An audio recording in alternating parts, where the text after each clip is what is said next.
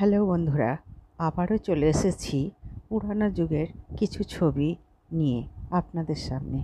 এটা হচ্ছে আসাম এবং মেঘালয় ঘোরার ছবি। আসাম এবং মেঘালয়ে গেছি যখন আমার ছেলে খুবই ছোট, তাই দেখছুন ছবিগুলো অনেকগুলো ফেড হয়ে গেছে, কিছু কিছু ছবি ভালো আছে, আর কিছু কিছু ছবি আমি নেট থেকে সংগ্রহ করেছি যে জায়গাগুলো গেছি। কখনোই কিন্তু আমি অন্য কিছু ছবি আমি নিচ্ছি না, কারণ যে জায়গাগুলো গেছি সেইগুলোই শুধুমাত্র আমি নিচ্ছি। দেখুন এই জায়গাটা কি সুন্দর, অপূর্ব দৃশ্য, মেঘের ওপরে সেই মেঘালয়, যেগুলো মেঘের ওপর দিয়ে ছুটে চলেছিল। আমাদের গাড়িটা কিছুক্ষণের জন্য থেমেছিল, আমার শাশুড়িও গিয়েছিল এই ট্যুরে, তাই আমার শাশুড়ি, ছেলে, হাজব্যান্ড সবাই দাঁড়িয়ে আছে খাওয়ার জন্যে, খাওয়া হবে।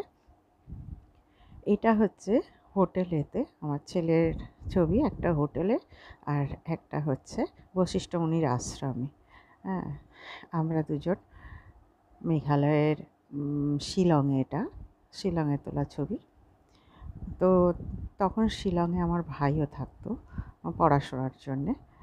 এত সুন্দর জায়গা, আর অনেকগুলো ঝরনা ছিল, কিন্তু তখন তো আমার হাতে, বললাম না, অ্যান্ড্রয়েড ফোন ছিল না, তাই এমনি ক্যামেরাতেই কিছু ছবি তোলা হয়েছিল।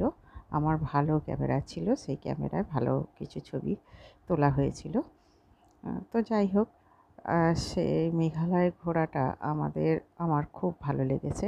আর বিশেষ করে চেরাপুঞ্জি, বৃষ্টিতে ভেজা, আর ওই অত উঁচুতে মেঘের ভেতর দিয়ে চলে যাওয়া, এত অপূর্ব জায়গা।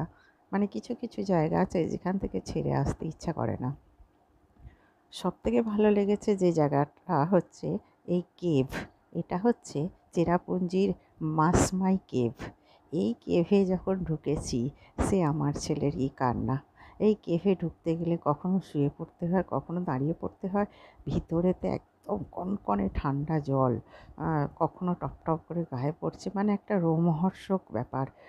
অনেক লোকের ভিড় হয়েছিল এবং ভিতরে লাইট লাগানো আছে যাতে দেখা যায়। তো একজন একজন করে ঢুকছে, কিন্তু আমার ছেলে তো চিৎকার করতে আরম্ভ করে দিয়েছিল এই ভিতরে ঢুকে। যাই হোক, ওখান থেকে বেরিয়ে এলাম, এসে শিলংয়ে এসে থাকলাম। এই দেখুন শিলংয়ের পথ, উপরে চিরাপুঞ্জি যাওয়ার পথ এটা। তো দারুণ এটা জায়গাটা, খুব সুন্দরভাবে তোলা হয়েছে। এই যে আমি একদম পাহাড়ের ওপরে গিয়ে দাঁড়িয়ে আছি, এখানেই আমরা হোটেলে থেকেছি। তো এই যে হোটেলের একটা ছবি আপনাদের সামনে তুলে ধরেছি। বললাম তখন আমরা তিনজনই ছিলাম, কেউ ছবি তোলার ছিল না, তাই আমার হাজব্যান্ড আমাদের দুজনের ছবি তুলেছে।